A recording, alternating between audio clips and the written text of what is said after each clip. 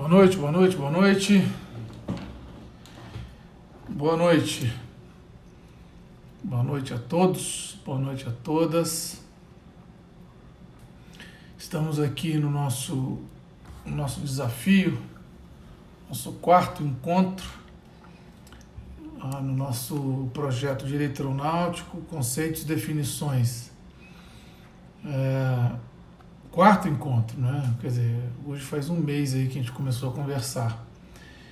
E nesse mês, né, nesse bate-papo, a gente começou falando sobre a denominação, né, da disciplina, a gente viu isso, né, quais são as diferenças no mundo e na história e a evolução do nome, da denominação da disciplina, Direito Aeronáutico. Depois demos a nossa opinião particular de qual seria a melhor denominação para a disciplina. A gente, no segundo encontro, falou sobre o objeto de estudo do Direito Aeronáutico, né? Em seguida, os conceitos, na verdade, 8 conceitos distintos aí no mundo de direito aeronáutico. Na aula passada, ou melhor, na aula passada, eu acostumado a dar aula, né? Na live passada, a gente falou das características do direito aeronáutico e começou a ficar gostoso, né, o assunto, começou a ficar interessante. E a gente deu essas características, na verdade, que foi internacionalidade, politicidade, dinamismo e plenitude, né? Encerramos com uma pergunta, né, na verdade, e demos alguma pista. Essa pergunta era, ou melhor, se o direito aeronáutico ele é uma disciplina autônoma, ele é um ramo autônomo do direito. E essa pergunta eu dei algumas pistas. Essas pistas têm que obedecer a 3 conceitos, né? A primeira pista que eu dei, o primeiro requisito, se o direito aeronáutico ele é autônomo ou não, né? O primeiro é se ele tem uma novidade orgânica da matéria, se ele traz alguma novidade. Para a gente saber se um ramo do direito é autônomo cientificamente, a gente propôs isso, primeiro a gente tem que saber se ele traz alguma novidade, né, se dentro dessa matéria tem alguma novidade. Segundo, se ela tem princípios específicos, se ela tem princípios só dela, né, esse é o segundo requisito. E o terceiro requisito é que se ela é plena, ou seja, se ela tem uma completude de aspectos públicos e aspectos privados. Bom, a gente parou aí a nossa parte 3, hoje a gente começa a parte 4. Bem-vindo a bordo aí, Comoga, Aline, Marucho, bem-vindo a bordo, comandante Cássio, comandanta Carol também está a bordo, né? A primeira sempre a entrar. Então vamos lá. A gente precisa saber se o direito aeronáutico ele é um ramo autônomo, não é? Então vamos lá. O primeiro requisito qual é? É se existe novidade orgânica da matéria. Pergunto a vocês, existe novidade que só o direito aeronáutico traz? Existe alguma novidade, alguma coisa que só ela trouxe quando ela nasceu? A resposta é sim, né? Bom, a natureza das coisas são novas, né? Por exemplo, a aviação ela trouxe uma série de problemas jurídicos novos que não existiam, não é? E impôs a necessidade de criar um conjunto orgânico de normas próprias, né? E uma regra diferente de forma adequada. Antes ninguém voava. E voando, a gente já comentou isso em umas lives passadas, a soberania dos estados ficou em xeque, a questão do direito de propriedade, que antes se entendia, em alguns países assim ainda são, que a minha propriedade do solo ia até o céu, então antigamente não se admitia ninguém ficar passando em cima da minha propriedade ou da minha residência. Então, novas questões jurídicas foram trazendo. Então, resposta para o primeiro requisito é que se ela trouxe alguma novidade orgânica dentro do ordenamento jurídico, a resposta é sim, né? Novos assuntos foram incrementados aí quando o direito aeronáutico ele nasceu e veio com seus problemas. O segundo requisito é se tem princípios especiais ou especialíssimos que só ele tem. Será que essa matéria só tem alguns princípios que só aplicam a elas? Também uma resposta positiva, né? Vou dar exemplo aqui, depois a gente hoje vai dar, se der tempo, a gente conversa sobre alguns princípios, mas um dos princípios norteadores do direito aeronáutico é a soberania dos estados sobre seus espaços aéreos, né? Então, cada estado é soberano sobre seu espaço aéreo. Até o direito da atmosfera existe a soberania estatal. No direito espacial, não. Existe outro princípio da universalidade do direito espacial. Mas no direito aeronáutico, a massa de ar que se sobrepõe à superfície do Estado é parte soberana do Estado. O Estado que eu digo é Estado com E maiúsculo, não é? Quer dizer, é o país, o Estado soberano. Então, esse é um princípio, né? A soberania dos Estados sobre os seus espaços aéreos, porém também com outro princípio mitigando esse princípio de soberania dos espaços aéreos, é o direito de trânsito inofensivo, ou que no Brasil a gente chama de direito de passagem inocente. Quem estava a bordo aí nas lives passadas, eu disse sobre isso, do direito de passagem inocente. O que é isso? Recapitulando e lembrando para quem não estava vendo. O direito de passagem inocente, no direito marítimo, ele é expresso, não é? No Brasil principalmente, é que eu entrando em mar territorial, até dentro dessas 200 milhas da costa, se eu tiver com um navio de uma bandeira que não seja brasileira, que seja de outra nacionalidade, de outro estado, e passar por ali, e a bordo dessa embarcação haver algum cometimento de crime, por exemplo, essa questão de fixação de competência, se para o Brasil não houve problema social, não houve problema causado por essa passagem, então esse crime ou essa ação vai ser julgado pelo país de origem. O nome disso é direito de passagem inocente, ou em espanhol, direito de trânsito inofensivo, que é a mesma coisa. No Brasil, a gente não tem expresso isso para o direito aeronáutico, mas a doutrina e a jurisprudência já tem aceito também o direito de passagem inofensiva no direito aeronáutico. Então, é um direito também especialíssimo, né? Outra questão, né, que a gente tem essa junção desses dois princípios forma um sistema de equilíbrio, né, que promove esse desenvolvimento ordenado da aviação internacional. Não fosse assim, não ia ser possível, né, o voo internacional, por exemplo. E também um princípio específico da matéria é o funcionamento das linhas aéreas, né? Que o trânsito entre linhas aéreas ele não é livre. Ele depende de acordo político, ele depende de acordo entre os estados, entre os países.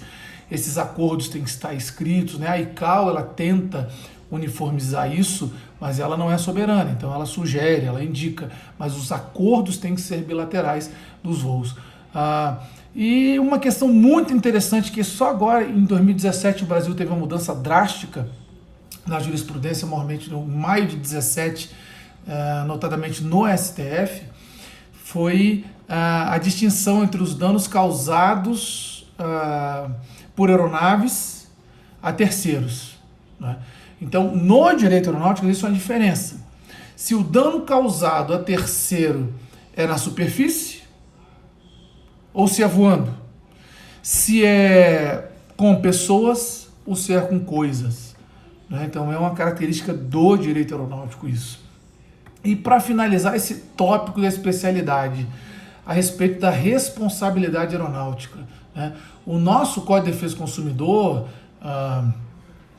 de 1990, ele fala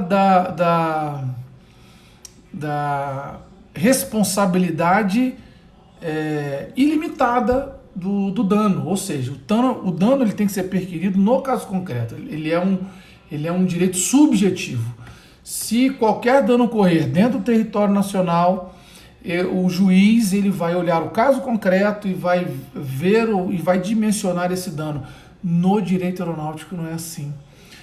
Devido à nossa Convenção de Montreal, que ela é de 1999, Montreal de 99, com a Convenção de Montreal, ela limitou o dano aeronáutico numa quantia certa.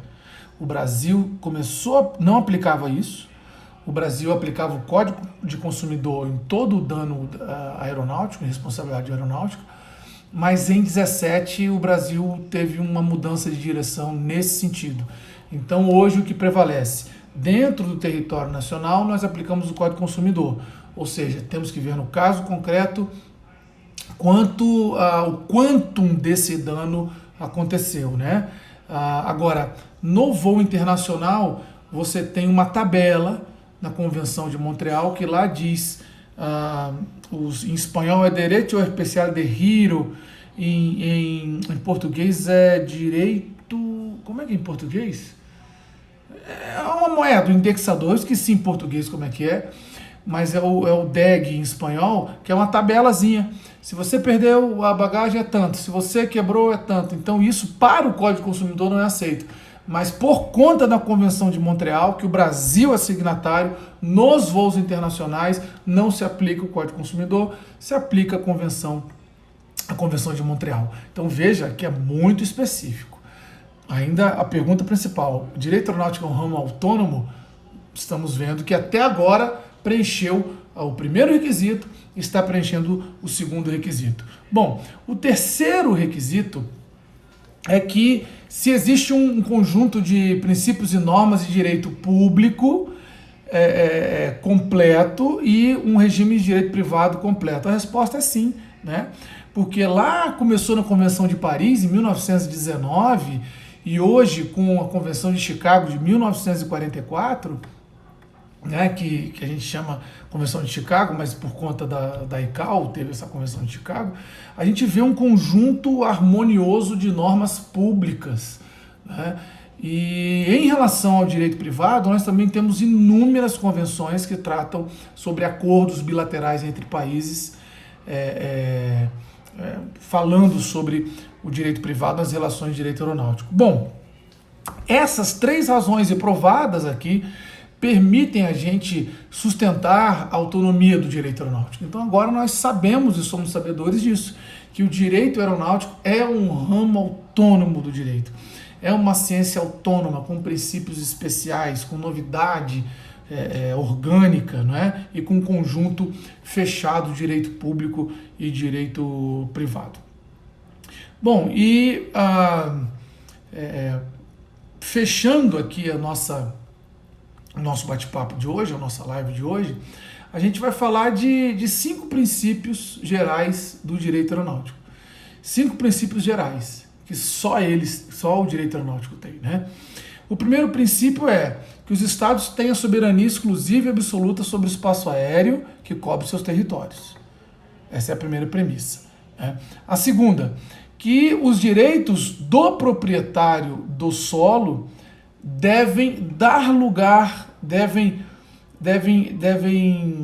ser flexibilizados, né, para ceder ao benefício da circulação aérea.